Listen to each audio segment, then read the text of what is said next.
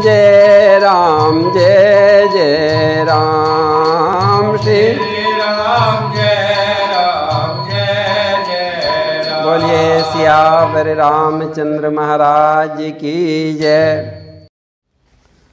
अशोक वाटिका में श्री हनुमान जी ने सीता जी को राम लक्ष्मण की कुशल सुनाई, वानरों से मित्रता की बात बताई।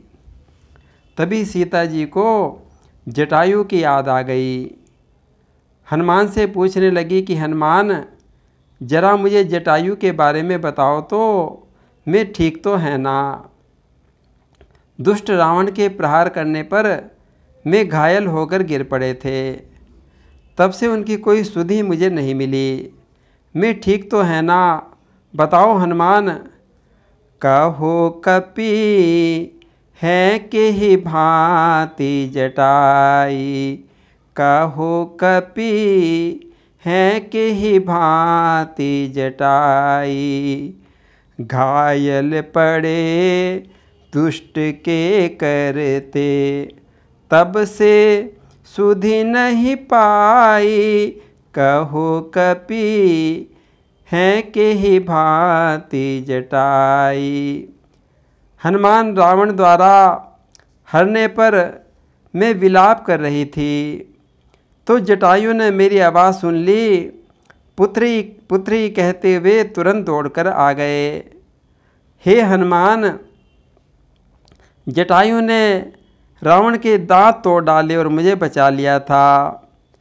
करती विलाप रही नभ में, पुत्री पुत्री कही धाई। तोरो बसन 10 बदन बदन के, लीन्हो मोहि छुड़ाई। कहो कपि है के ही भांति जटाई। हे हनुमान, परहित के लिए, मुझे बचाने के लिए उन्होंने अपने प्राणों की बाजी लगा दी थी, किंतु रावण ने उन्हें घायल करके मुझे हरकर ले गया। तब से उनका कोई समाचार नहीं मिला। मैं असहाय उनकी सेवा न कर सकी। बताओ तो हे हनुमान, मैं ठीक तो है ना? परहित साधन बलि बेदी पर, जिन निज देह चढ़ाई। सूरदास में कर न सकी कछु, निज कर से सेवकाई। कहो कपि है के ही भांति जटाई। जब सीता जी ने इस प्रकार पूछा तो हनुमान जी क्या कहें, चुपचाप रहे। श्री जानकी जी आगे कहने लगी कि हनुमान, जब तुम यहाँ से लौटकर जाओगे तो प्रभु को समझा देना कि गीधराज जटायु के जैसा संसार में कोई परोपकारी नहीं है।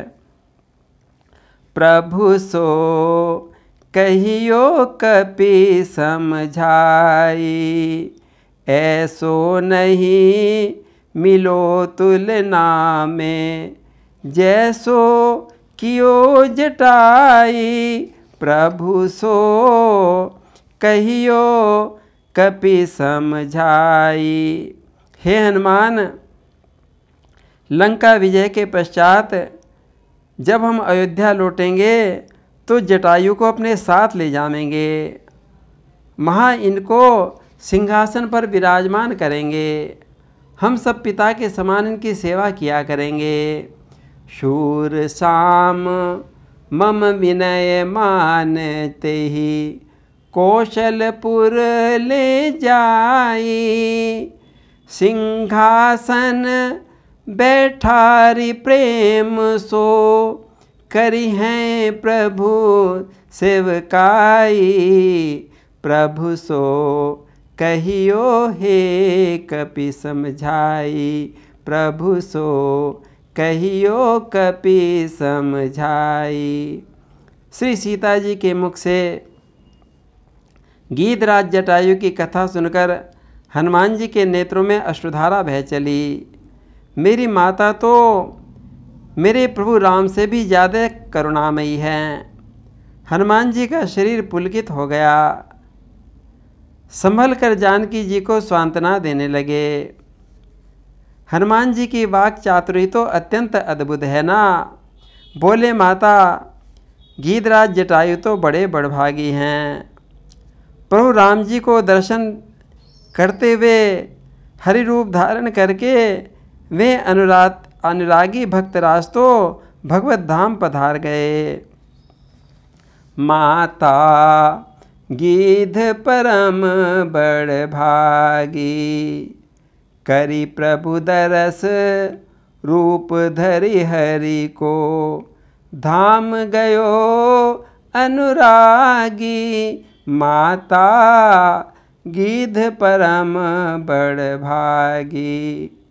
माता देखो, पिता की अंतिम क्रिया करने का अधिकारी तो बड़ा पुत्र हुआ करता है, किंतु पिता दशरथ की क्रिया हमारे प्रभु ने भरत को सौंप दी, पर गीधराज की क्रिया तो प्रभु ने स्वयं अपने हाथों से की।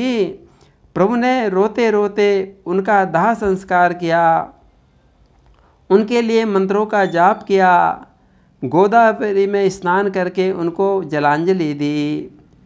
पितु की अंत क्रिया कर बेको, बड़ो पुत्र अधिकारी। सो पितु क्रिया भरत को सौंपी, प्रभु खग क्रिया संहारी। माता गीध परम बड़ भागी। हनुमान जी के मुख से गीधराज की मृत्यु का समाचार सुनकर सीता जी बेसुध हो गई। बोली, हे तात, आप सीता बहू की सेवा लिए बिना ही स्वर्ग को सिधार गए, और जानकी जी तो मूर्छित होकर पृथ्वी पर गिर पड़ी। सीता की सेवा बिनु पाए, खग सुरधाम सिधारी।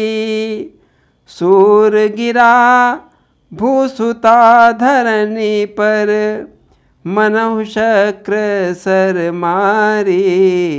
माता गीध परम बड़ भागी। सीता जी की ये दशा देखकर हनुमान जी तो विह्वल हो गए। नेत्रों से अश्रुधारा बहने लगी। प्रभु मैं क्या करूं, कैसे माता को समझायूं, माता को कैसे सांत्वना दूं। ऐसी दशा में स्वयं प्रभु राम जी तुरंत सीता जी के हृदय में प्रकट हो गए। कहने लगे, हे सीते, हे जानकी, तुम धीरज धारण करो। मैंने भी तुम्हारे ससुर गीधराज को जीने के लिए बहुत मनाया था, किंतु मैं तो परम चतुर निकले। मेरी गोद में प्राण त्याग कर चतुर्भुज श्री हरि का रूप धारण करके विमान पर बैठकर वे तो परम धाम को चले गए। इस प्रकार राम जी ने जब समझाया तो सीता जी प्रसन्न हो गई। मैं उठकर बैठ गई। हनुमान जी अपनी करुणामयी माता की जय जयकार करने लगे। बोलिए सियावर रामचंद्र महाराज की जय।